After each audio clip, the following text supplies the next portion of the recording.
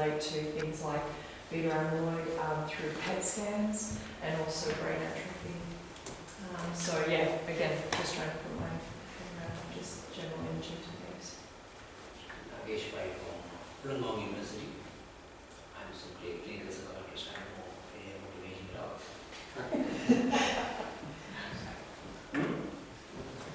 My name is Ash, and I'm a psychiatrist with origin here, and I'm doing a PhD and hoping to look at some of the risk factors for bipolar disorder, and so I'm hoping to do intervention. So it's kind of a primer for me.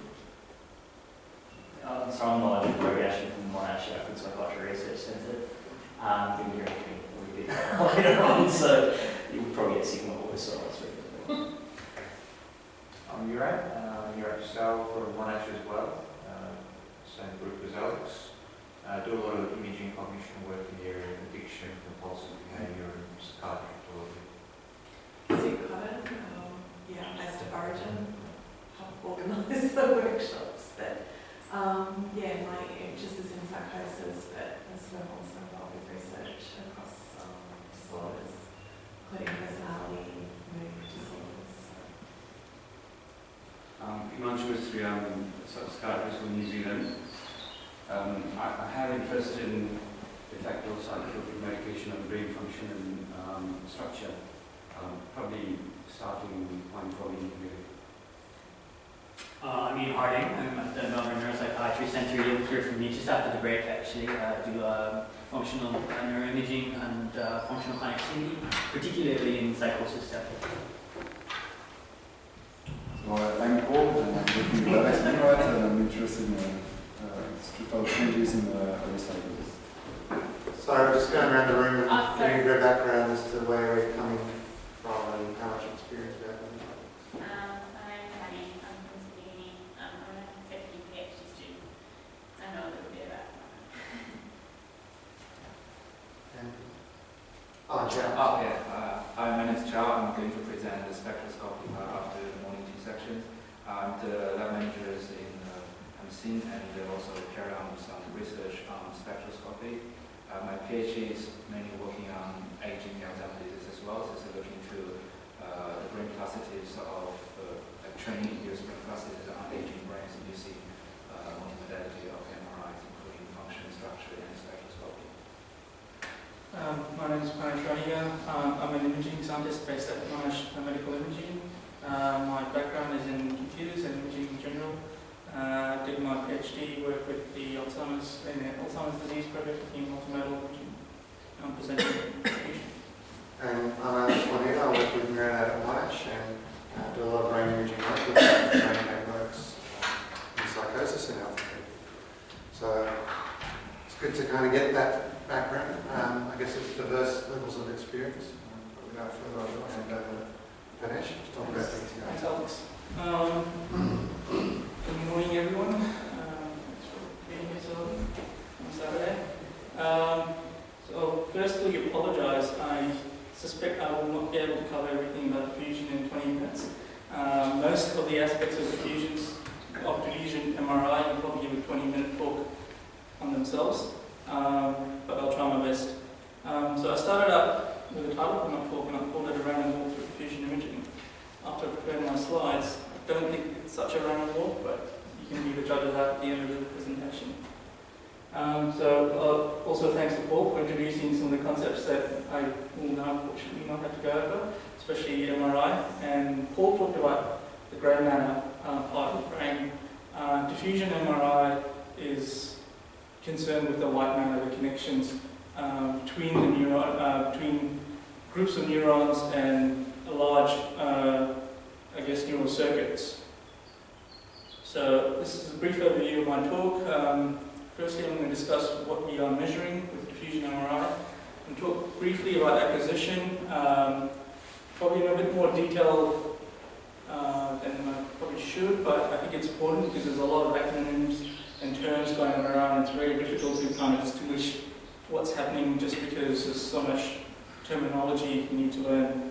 I'm going to talk about some models of diffusion MRI that are there, like tensor, body, things like that, and briefly about analysis, and present some results from some studies just as a way of showing you what you can do with diffusion. So what is diffusion MRI? What exactly are we measuring in diffusion MRI? As Paul mentioned in his previous talk, in MRI, basically what we're measuring is the nuclear moment or the spin of protons, in particular the hydrogen protons in water. And what diffusion MRI measures is the random motion of water molecules. So MRI measures the spin of water, and using the spin of water, we can actually measure what's happening in terms of the motion. So if that's typical Brownian motion. If you look at things under a microscope, if you look at water molecules, just because of the thermal energy, they move around. But where diffusion MRI is particularly helpful in studying brain function is that we can measure the restriction of diffusion in white matter, because the diffusion of water molecules in white matter is restricted by axonal membranes in particular. There are other processes that are going on, but essentially the main sort of barrier to the random motion of water molecules is the axonal membranes. So, and this is what gives diffusion MRI its signal. So if you have a bundle of fibers seen under a microscope, you can see that the axons are very tightly packed together. They generally, sort of flow in a particular direction, and because of the membranes, what happens is that as water diffuses, there's restriction perpendicular to the membrane, but not so much parallel. So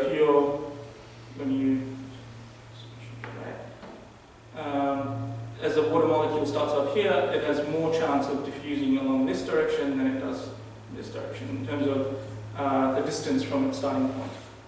Now, just a brief overview about the apposition. What do we do with the diffusion sequence, I guess, is basically we place some radio frequency pulses, and this is the main sort of distinguishing feature of the diffusion sequence, which is the diffusion gradients. What we do is we tag the molecules in a particular direction, we wait a while, and then we untag them. And basically what happens is anything that's mobile, you don't get a signal, because between the first tagging and the untagging, the mobile water molecules have moved, whereas the water molecules that have not moved so much or are fixed, you get a big signal back. And that's essentially the basis of diffusion acquisition. Important thing here is that the diffusion gradients give you what are known as B values. So if you've heard this term before, this is where the B values come from. Basically, the higher or the more powerful your gradients are, the higher B values you have. And your B value is related to the resolution in terms of how much diffusion of the water molecules is allowed before you start losing signal. So at higher B values, even a very small amount of diffusion will cause dephasing and a loss of signal. So just a brief overview of what actually happens in a diffusion scan. So say you have a fiber bundle, and then what you do is you essentially play this sequence along a particular direction, and then you get motion between the tagging and the untagging, so a particular groups and ensemble of particles that move through a particular direction, and then because of that, you have the signal you get has been reduced because when you tag your particle, it was here. When you untagged it, it was here, so there's no signal. Now, if we go across the membrane or the bunch of axons, the actual motion of the particle in that direction that we've applied the diffusion gradient is rather small, and then we get a big signal back. We keep on repeating this in lots of directions, and then we get this shape of the response of the the fiber to the diffusion sequence. And that's actually what happens in a real diffusion scan. So you end up having a 3D volume for each one of the directions. You can have anywhere from 3 to 256 or even 512 directions. Typically you do maybe 30 or 60, and I'll come to that in the next couple of slides. But you can see, I don't know if the images are very clear, but you'll notice that the signal is slightly different depending on which direction your diffusion gradients were applied. And if you actually have a look at your diffusion images, if you have a diffusion scan, it's quite easy to actually pick up some of the major fiber bundles. So the cingulum bundle, the corpus callosum, just by looking at the increase or the decrease in signal, you can kind of take a good guess as to which direction the diffusion gradient was applied. Now, once we sort of have, for every voxel now, we kind of have an idea of what's happening to the diffusion in that particular direction, and we can, kind of build an idea of what the response is. So if you have a whole set of fiber bundles in a particular direction, the diffusion signal in response to that will look something like this. So when you're perpendicular to the fibers, you get very high signal, and when you're parallel to the fibers, you have very low signal. And essentially we use that as basis of all your diffusion imaging techniques. So next thing I'm going to talk briefly about is about diffusion models. So now we have this really large data set, because you have a 3D volume for one direction of diffusion, and you can have up to 256 directions. Typically you use 60 or 30 directions. What can we do with it? So firstly I'm going to briefly introduce this concept of Q-space, because hopefully that makes things easier to follow in the next slides. What the Q-space is a 3D space of all possible diffusion directions and diffusion weighting. So these p-values that I talked about earlier, and you can have say a 6x6x6 Q-space. And if you sort of, each of these spheres kind of present a sample in your Q-space. So if your origin is somewhere in the middle, a point here would represent this direction and a weighting that's approximately equivalent to the distance from your center. Now, what sort of diffusion models can you have? So I'm sure if you look through the literature, you'll see a lot of terms in relation to diffusion. There's DTI, the diffusion tensor imaging, constrained spherical deconvolution, cube-wall, multi-tensor, diffusion spectrum imaging. Now, all of these models of diffusion kind of, trace their origins back to this idea of Q-space, but have some, essentially, some properties that make it easier to sort of analyze them, and also these models are sort of dependent on what type of acquisition you've done before.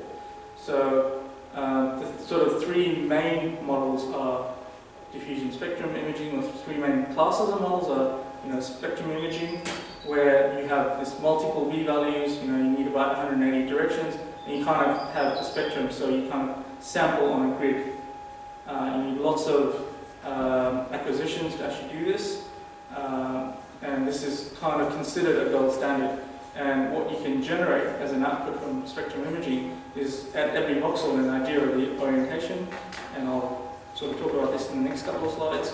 But also, this is probably one of the only techniques that gives you a quantitative value for the amount of diffusion that has happened in a particular voxel.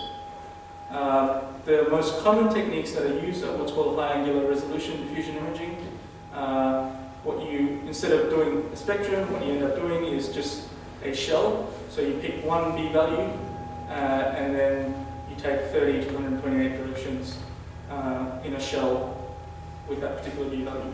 And typically you use a high B value of, say, 3000 when doing this, and the models that use this sort of acquisition, constrained spherical deconvolution, keyboard, multi-tensor fits, what you get from them is an orientation. So in every sort of voxel, an idea of which direction the fiber populations are in, but not necessarily a quantitative value as to how much diffusion has happened.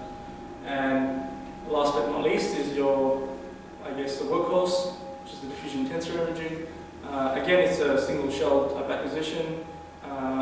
You also need what's called a B0, so an image without any diffusion weighting at all. You do up to 30 directions, and these are done at low V values. And this gives you a gross orientation and magnitude. We'll speak about this in the next slide. So now you've say you've done your acquisition, you've picked a model. What do you actually get from them? So in tensor, if you do tensor imaging, you get a tensor. So if you've taken a scan like that, say 30 directions with a B value of 1200, you put it through some software, and for every voxel, you'll get this ellipsoid shape, representing the direction of diffusion at that particular voxel. So if you follow one of the Hardy acquisitions like this, what you end up with is it's called a fiber orientation distribution function.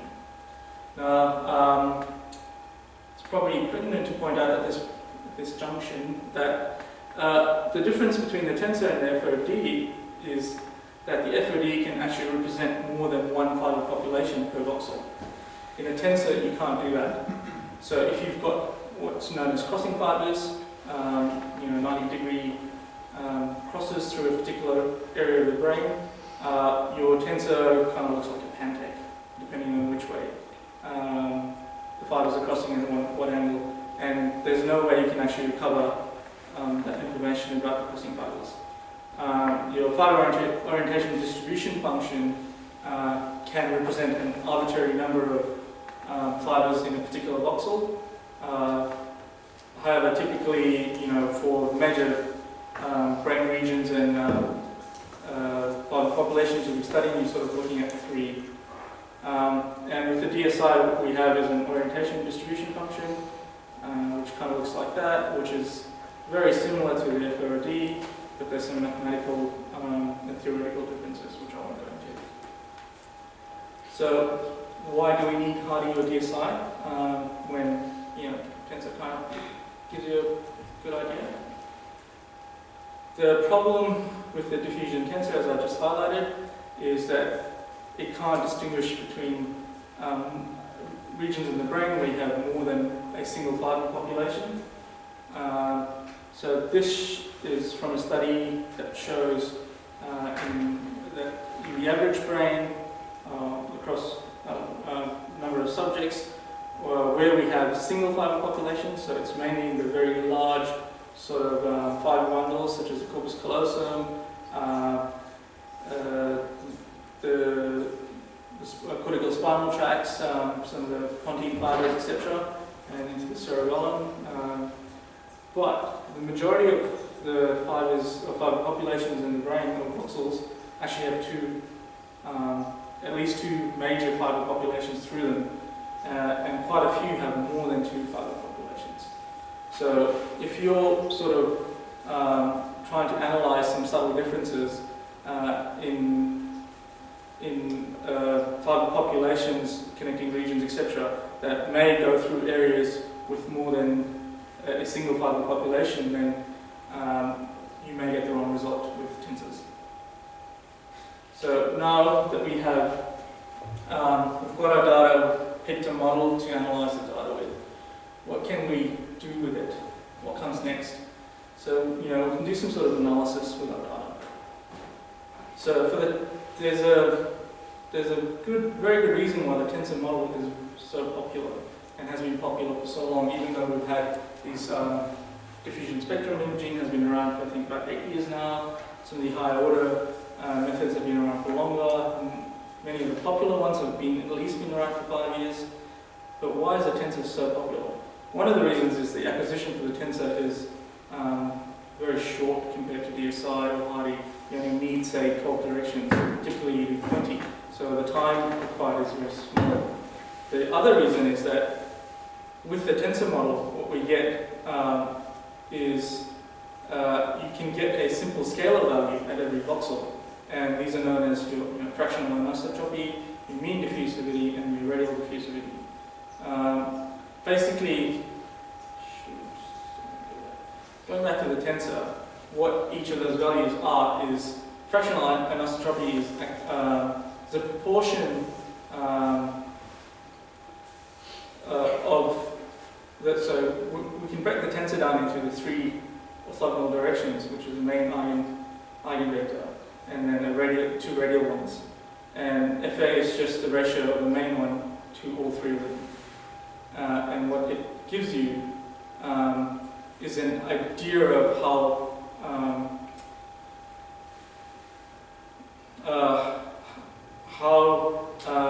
anisotropic the diffusion is in that particular voxel. So if all of your fibers are nice, the microstructure is nice, there's strict diffusion, you're not getting demyelination and things like that, you should have a very high FA value. Mean diffusivity is just a value that determines what the mean of the diffusion is in that voxel, and radial is in perpendicular to the sort of main direction. And typically, most of the analysis with tensors are done with either FA and D or RD or a combination of. You can compare these globally, example using histogram analysis.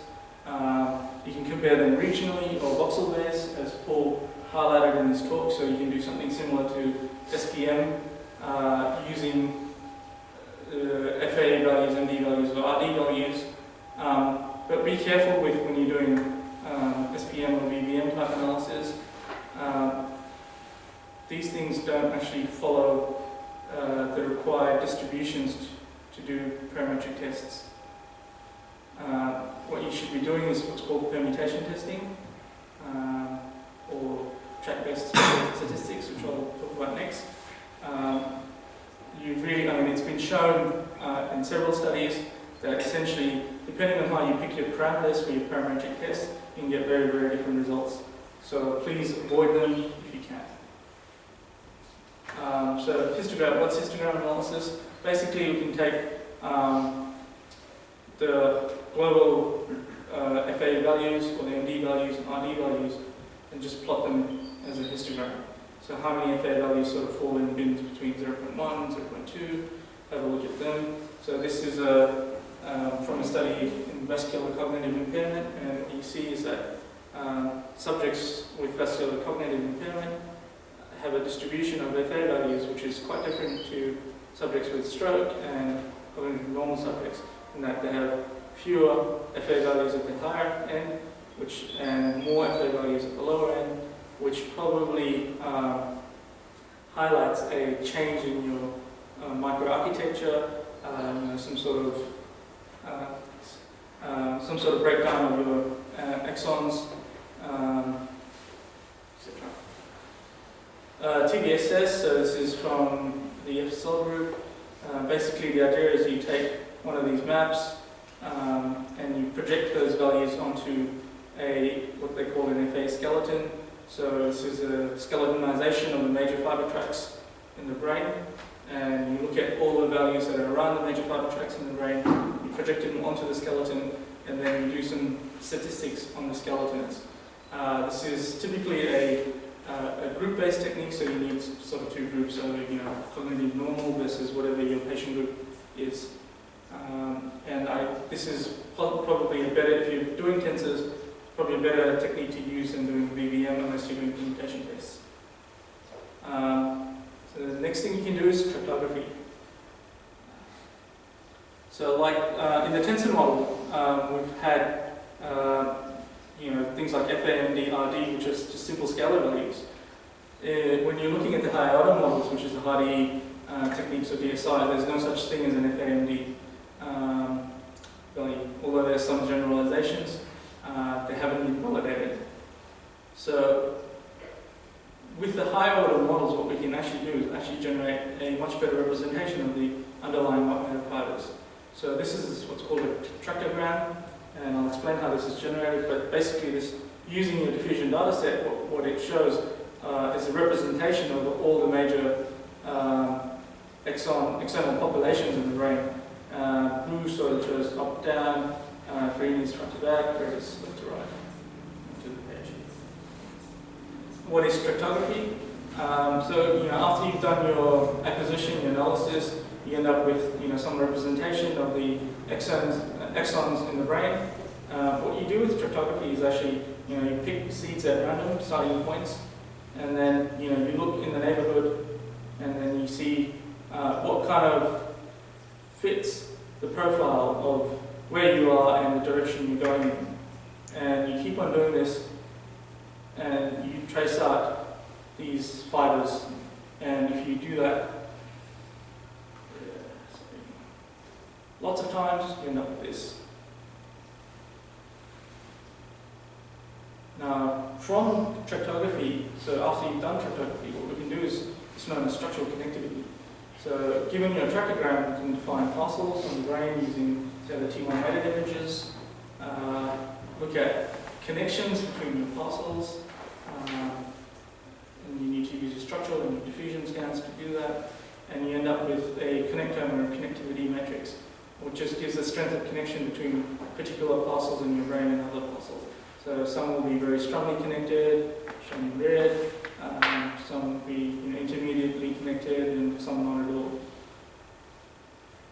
And with connectivity, there's lots of ways to analyze this. This is a very, new and burgeoning field. I think we're going to get talks later about functional connectivity, but the analysis of structural connectivity is quite similar. So you can compare matrices value by value, first level analysis, or you can use graph theory to look at the whole kind of what's happening in the whole brain at once, and how the structure, how the structural connectivity kind of fits together between different regions instead of just comparing two regions one at a time. And for this, there's a brain connectivity toolbox. It's a website for that, and the images from the connectomics viewer. If you're interested, you can back on that. And furthermore, once we've got a connectome, we can actually do some statistics on it. So if you go to the ECT website, you can download the NST as well. Last technique I'm going to talk about is something a colleague of mine's been working on, and this is called apparent fiber density. And the idea behind this is to kind of do some comparisons at the FOD level between two groups. So what you do is like VBM, you register them together, but instead of registering intensities, you register your FODs, you go into some template space, and then you can do a comparison. So I'll show you a movie of this at the end. But finally, just in conclusion, probably some bewares about diffusion imaging. Diffusion MRI is complex. We are actually dealing with 6-dimensional data sets, so be aware of that. It is actually complex. As Paul said as part of his talk, planning experiments, because your acquisition can limit your analysis. You need to be aware of what your hypothesis is. It's not a one tool sort of fits all situations. What do you want to do, Hardy or a tensor? Do you need Hardy versus tensor? What's the timing? What number of directions do you want to get? More complex questions may require more complex techniques. If you're looking at very subtle changes in fiber populations or external populations, you may need to do tractography. You may not show up with tensor techniques. Within reason, of course. There's no point in using the shiny technique if you don't know what it does, or if you don't need it. Avoid that, of course. I strongly recommend, if you're starting out in diffusion MRI, to read this paper. It's from Derek Jones. It's very common in the diffusion field, and it's called 25 Pitfalls in Analysis of Diffusion MRI Data. And I think there's a follow-up paper as well, but this is really good. Just acknowledgements. I'd like to thank Dr. David Raffelt from the Florida Neuroscience Institute for providing me some of the slides and presenting some of his work. And the able research groups and the data that was presented from the Alzheimer's studies. Thanks.